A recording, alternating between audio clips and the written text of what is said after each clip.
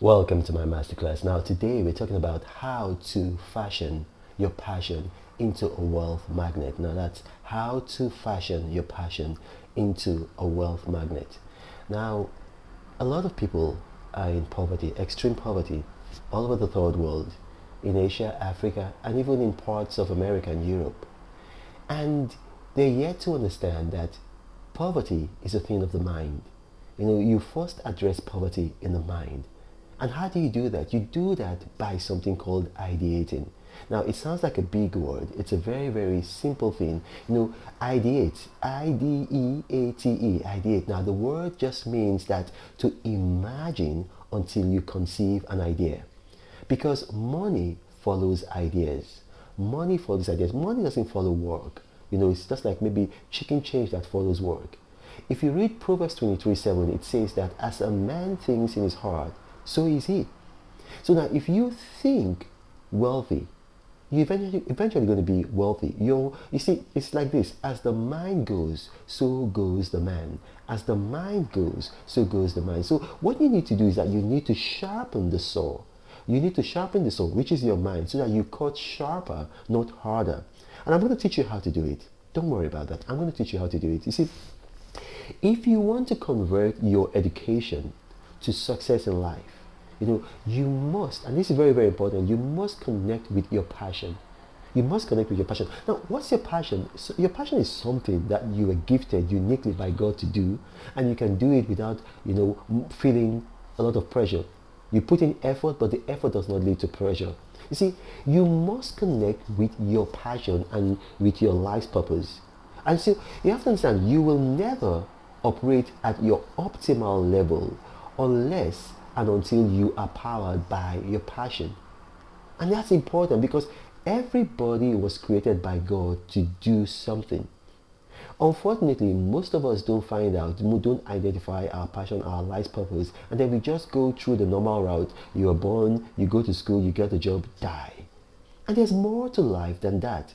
And that's why a lot of people are poor. And that's why I teach ideation. It's something that I do.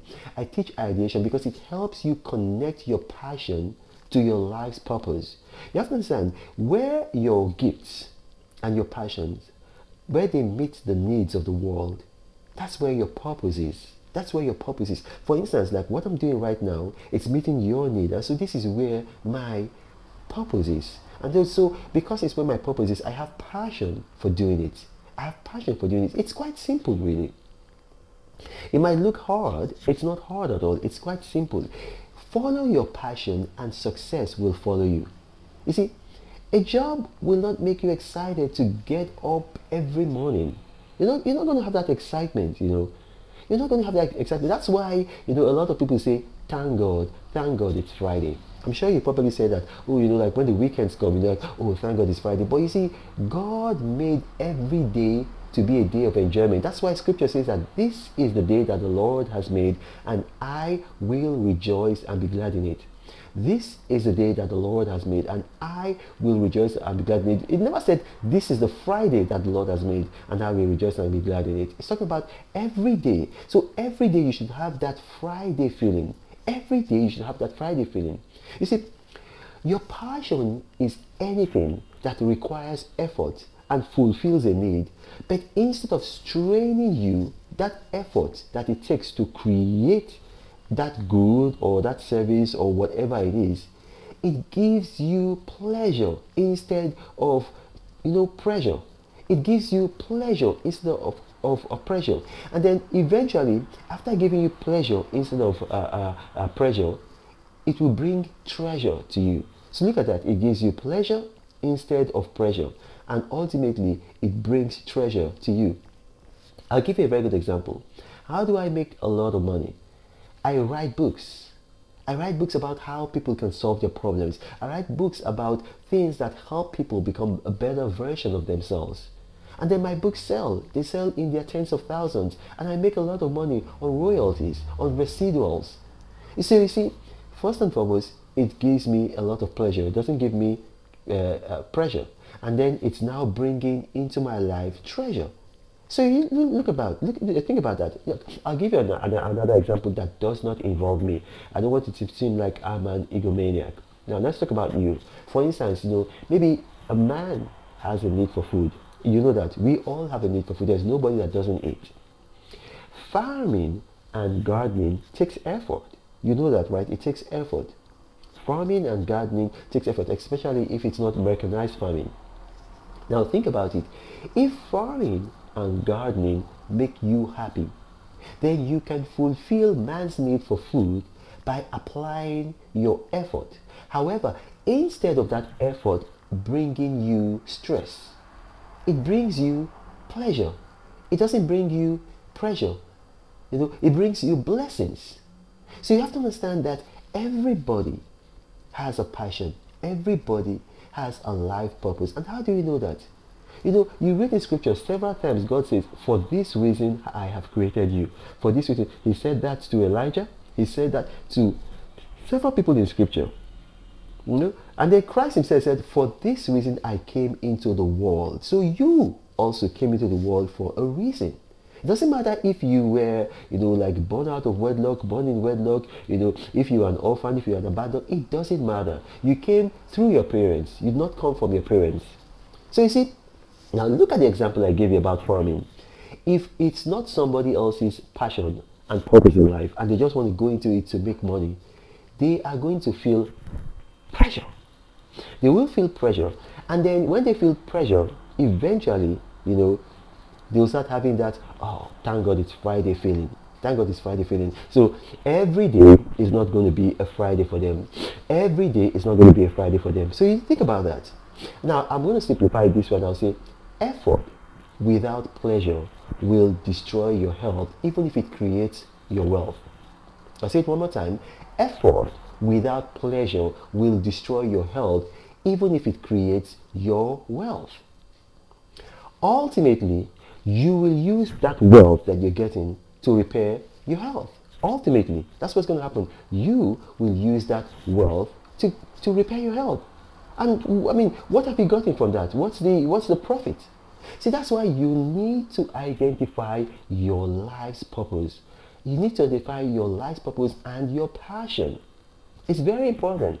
Now, having identified what your purpose is and your passion is, then you can now identify, what physical or mentally tasking endeavor that you can do better than most people, and that you do it and it brings you pleasure and it also brings you treasure.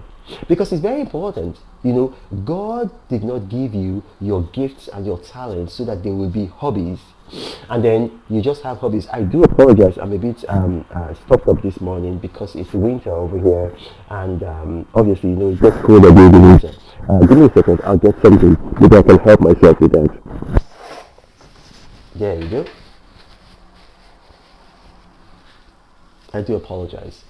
So you see, when you are fulfilling a need on earth, it should bring you treasure. It should bring you treasure. It shouldn't just bring you, a lot of pressure. And so we have to reimagine how we're living our lives. We have to reimagine how we're living our life. And it's very, very important, because if we don't do this, we're going to go through life, the 70 years that we're promised in life, and then we're going to live a life of pressure. So think deeply about what I'm telling you. Think very deeply about it. Think about every activity that fits this bill, what I've just said. I'm telling you, it could be as silly as, giving your opinion and then, making people laugh when you give your opinion, then you're a comedian. It could be something like that, cracking jokes. It could be as serious as open heart surgery. It could be as serious as open heart surgery, but give serious thought to it. What I normally tell people, I tell people this. I say, take out time and then go for a retreat. Take out time and go for a retreat. And when you go for a retreat, what you need to do is this, is that when you have ideas about your passion, your life's purpose, and what you should be doing, write them down. The reason why is because, a short pencil is longer than a long memory. You're going to think, oh, I'm going to remember. Not true. You will forget them. So you want to write them down. So go on a retreat. And when I say go on a retreat, don't go with your phone. because you need to have at least 15 minutes of concentrated thought before you enter into the flow state. And if you go with your phone, you're not going to have that. It's going to keep on disturbing you. So you have to realize God did not make a mistake in creating you. Everyone, and I mean that everyone on earth has a purpose and can be passionate. Everybody on earth. But if you do not know your passion, you will live a subpar life. You will live a very, very subpar life rather than a super life. Think about that. You will live a subpar life rather than a super life. So it's so important for you to find your purpose, discover and identify your passion. I read when I was much younger, like I used to like Michael Jackson a lot, and so I read his book, I read his autobiography, Moonwalker.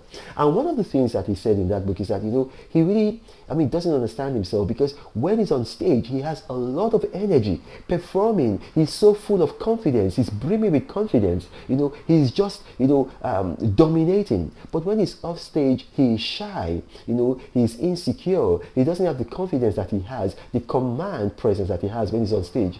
And the reason why is because he is fulfilling his life purpose and his passion when he's on stage. And then when he's off it, he finds himself like a fish out of water. So here's the thing, you are going to be, your area of strength is concentrated around your passion, your life purpose. So I'll ask you a question now. Have you ever been so involved in doing something that requires effort, but you were so focused on it that you forgot to eat?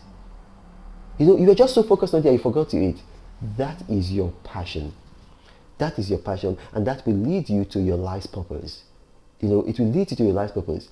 So for example, maybe you love mechanical things, you love, fixing things, and then your neighbor's car had a breakdown, and then, you say, oh, I can do that for you, and then you go there and you begin to do it, you don't know how long, you just, all of a sudden, like maybe somebody comes to get you. Oh, somebody has been looking for you, and you look at the time, it's been 5 hours, and it's just like as if it was just like 20 minutes. There you go, bingo, that's your passion. You see, have you ever done something for someone that requires effort and is valuable, and you felt so good doing it that you did not mind not getting paid? Now, that activity is also your passion. Something that you can even do, you don't mind not getting paid. I'm teaching you right now, spending a lot of time, I prepared all of this, but I don't even mind not getting paid, because it's my passion to lift people out of poverty into prosperity. So you see, you will never know truly the fullest joy of life, of living, until you discover your purpose and you do it with passion. You're never going to discover the fullest joy of life until you know your purpose and you do it with passion.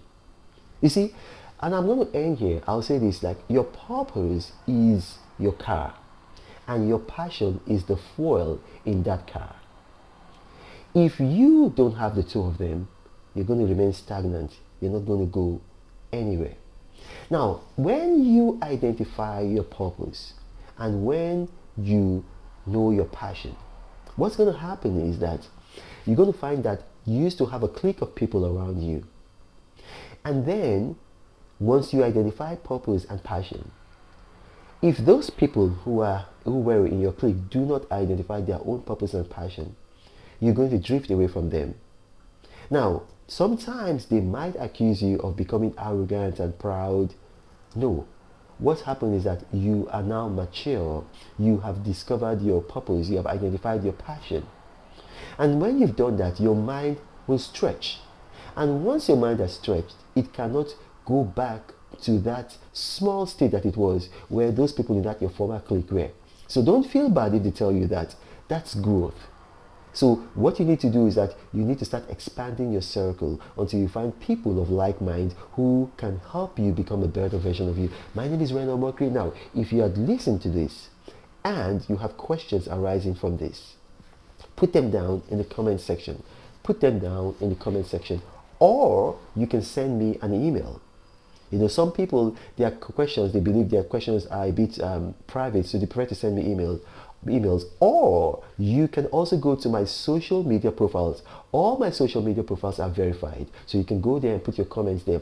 And now you have to be careful. There are people who are going to come under my videos, because my videos tend to go viral, and then they will say helpline, WhatsApp fora, helpline, and they put numbers there. I don't have a WhatsApp fora. Those people are scammers. They've scammed so many people. Some of them have become suicidal and depressed, and they've reached out to us, and we've had to intervene. Do not fall victim.